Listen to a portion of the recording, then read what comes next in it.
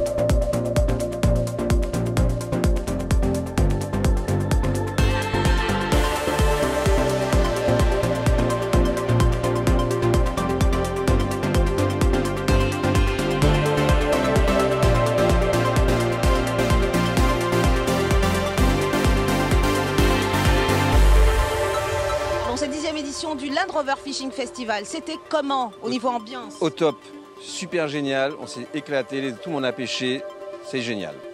Donc satisfait? Absolument. Bon bah c'est génial, on remettra ça l'an prochain? J'espère bien.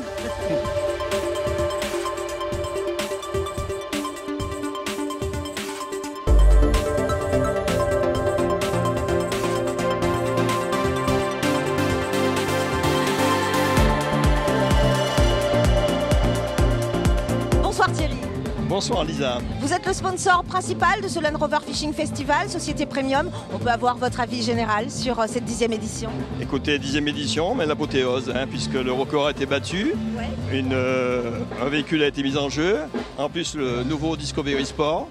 Donc je suis complètement satisfait, ça permet justement de lancer ce véhicule et puis de récompenser une belle prise.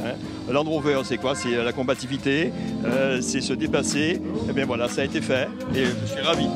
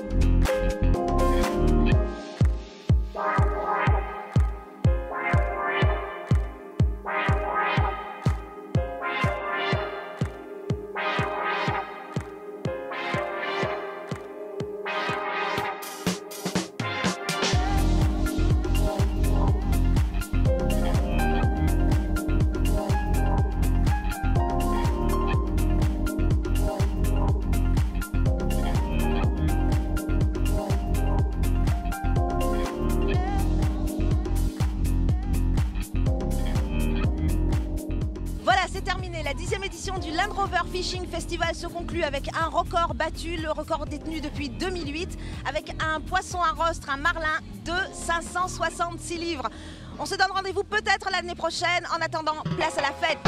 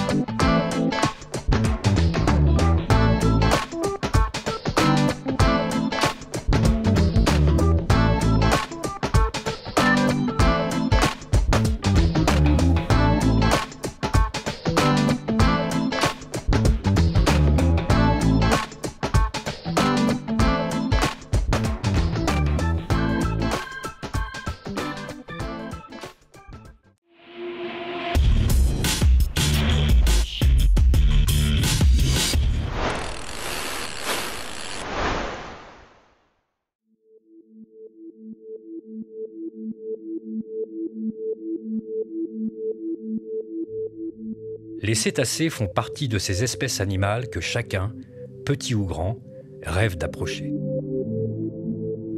Embarquons à bord de Xigansis, le voilier de recherche de l'association Évasion Tropicale, qui œuvre depuis 1992 pour la connaissance et la préservation des cétacés et des tortues marines en zone Caraïbe.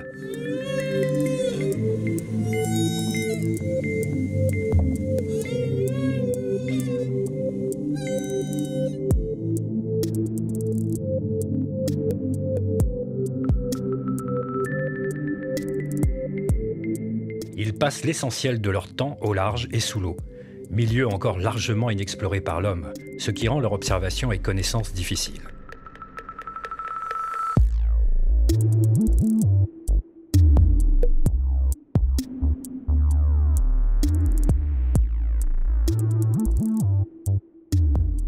En utilisant un hydrophone, on peut entendre les cétacés.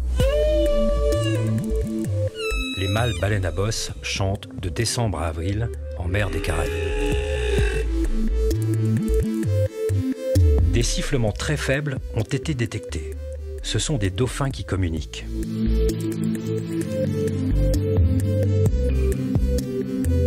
Les dauphins et les cachalots émettent des clics qui leur permettent de repérer leur proie à distance.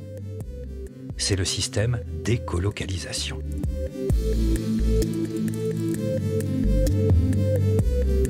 Si hier encore, il était plus difficile d'observer les mammifères marins en milieu naturel, les nouvelles technologies nous permettent aujourd'hui d'être au plus près de ces géants des mers sans les déranger.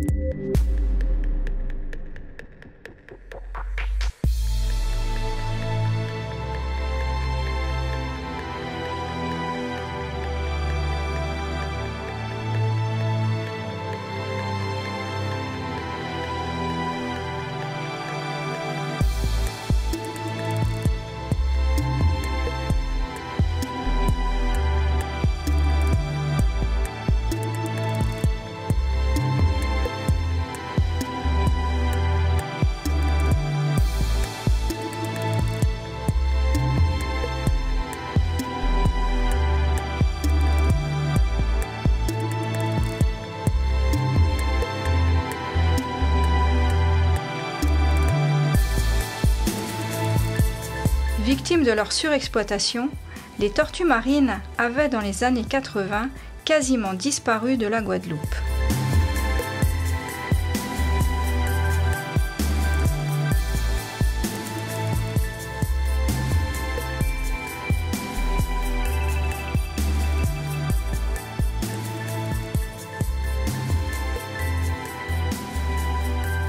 Afin d'enrayer leur extinction, il a été décidé de les protéger intégralement en 1991.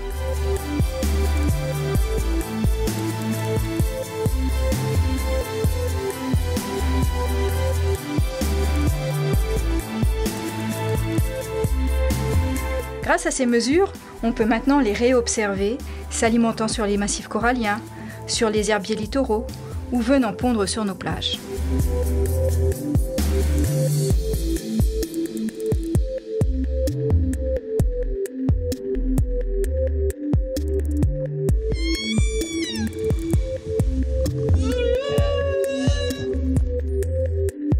N'oublions pas notre patrimoine naturel dans le développement de nos activités humaines.